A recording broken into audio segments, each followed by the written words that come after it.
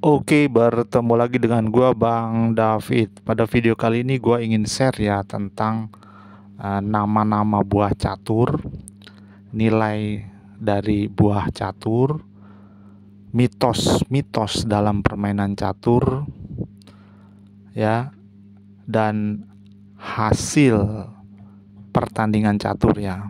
Oke, yang pertama itu nama-nama buah catur ya.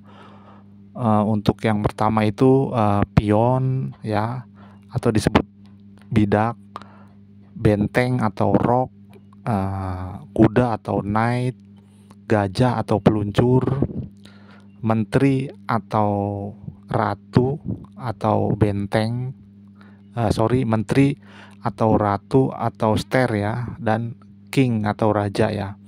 Jadi itu adalah nama-nama buah catur ya. Untuk pion itu nilainya 1, untuk benteng nilainya 4, untuk gajah dan peluncur itu nilainya 3, untuk menteri atau ster atau ratu nilainya 9. Oke. Dan selanjutnya adalah mitos ya. Mitos-mitos dalam catur ya. Yang pertama, putih tidak bisa melangkah ya, dua pionnya sekaligus saat pertama kali bermain ya. Jadi kita sering melihat dulu waktu gua kecil ada istilah putih itu bisa menjalankan dua pion bersamaan. Itu nggak bener ya. Ya, itu mitos. Yang kedua, kita itu boleh menjalankan pada langkah pertama itu kuda ya. Itu disebut pembukaan reti. Walaupun di permainan kampung itu menjalankan kuda untuk langkah pertama itu nggak boleh ya. Padahal itu boleh di aturan internasional ya. Itu disebut pembukaan reti. Mitos yang ketiga itu yang nggak bener itu,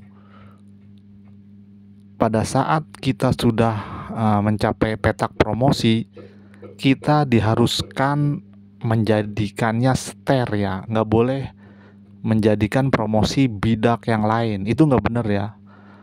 Kita setelah promosi itu bisa jadi apa aja kecuali jadi pion itu sendiri ya. Itu nggak boleh ya. Kita harus promosi jadi kuda atau menteri atau benteng atau peluncur ya. Dan apabila kita sudah promosi dan jadi seter, mitos selanjutnya adalah kita setelah memiliki 2 seter, kita misalkan promosi lagi untuk menjadi seter yang ketiga, itu nggak boleh ya. Padahal di dunia internasional itu boleh ya. Itu mitos juga itu. Bahkan kalau kita mampu mempromosikan pion menjadi 5 menteri, bahkan 8 menteri ya, itu bisa-bisa aja gitu. Nah, itu adalah mitos-mitos kampung ya. Nah, jadi biar nggak kaget apabila kita nanti memakai pertandingan internasional ya. Jadi dibuang jauh-jauh mitos catur kampung ya. Oke. Selanjutnya adalah masalah remis ya, atau hasil pertandingan ya. Hasil pertandingan itu bisa menang, remis atau seri, dan kalah. Itu tiga-tiganya bisa terjadi apabila salah satu mengakui ya. Jadi nggak harus kita menang baru dibilang menang. Kalau baru main belum melangkah pun lawan sudah menyerah, itu udah dianggap menang ya.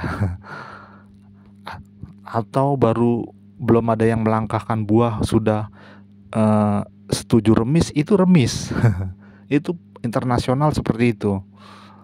Namanya persetujuan ya. Oke.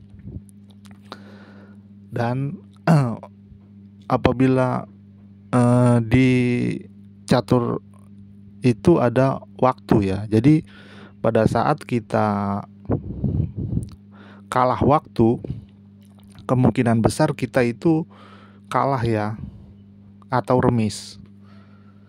Yang membuat kita kalah itu apabila kita kalah waktu, musuh kita memiliki satu buah pion. Satu buah pion saja, kita udah dianggap kalah. Satu buah benteng, kita dianggap kalah. Satu buah menteri, kita dianggap kalah. dua buah peluncur atau bishop, kita dianggap kalah. Dan pasangan peluncur dan kuda, musuh kita tinggal sisa itu, kita juga dianggap kalah. Selain daripada itu,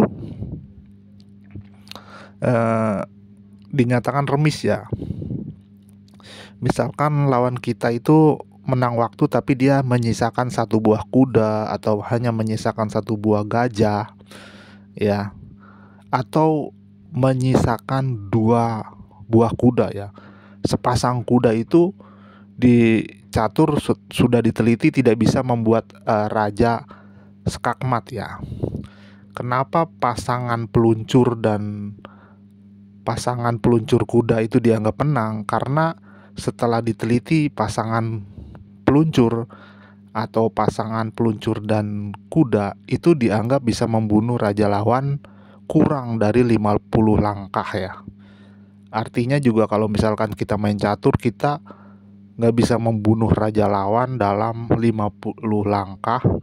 Kita memiliki sepasang peluncur atau memiliki sepasang kuda dan peluncur ya, kita nggak mampu skakmat raja lawan dalam 50 langkah, itu juga terjadi remis ya.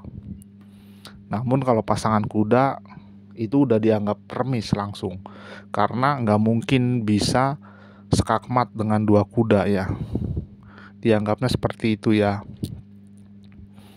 Nah, oke, jadi pada saat kita bermain catur di standar internasional ya, kita juga lihat tuh, kalau bisa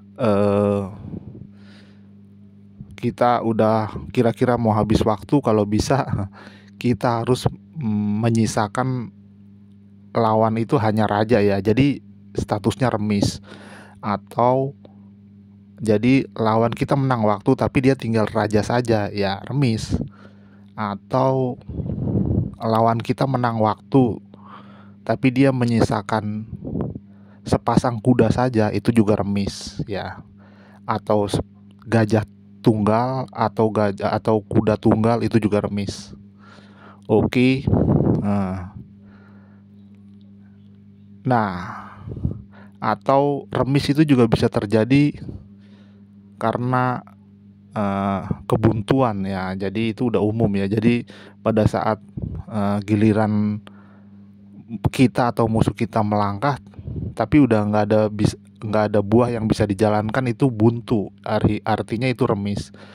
Atau salah satu dari kita itu nggak mau rugi ya, jadi kita melakukan langkah bolak-balik ya.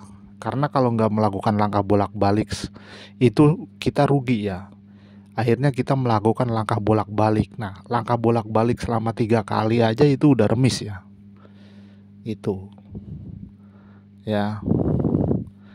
Dan masih ada lagi sih kalau mau diteliti ya, tapi yang umum itu untuk nama, untuk nilai, untuk buah ya, untuk mitos ya, untuk hasil pertandingan, itu yang umum di internasional seperti itu ya. Jadi biar jangan kaget ya apabila mengikuti pertandingan memakai standar internasional ya.